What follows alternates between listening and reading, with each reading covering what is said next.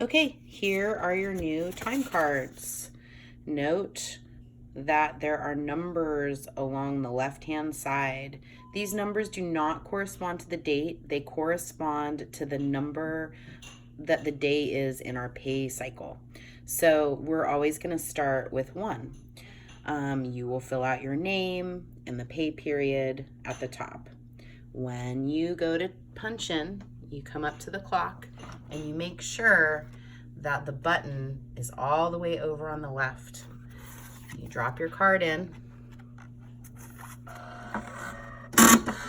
and the clock takes over. It gives you a little punch on whatever day it is in the pay period. When you go to lunch, you just simply move the number or the button to out. You clock out for lunch, dropping your card in.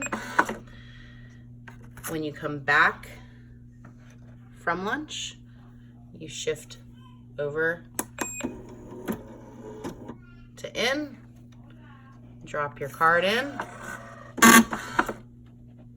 and when you leave for the day, you simply move the button all the way over to out.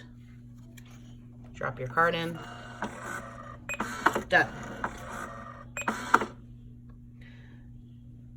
When you don't get a punch, that means that there's an error, and you can simply write the time on to your time card.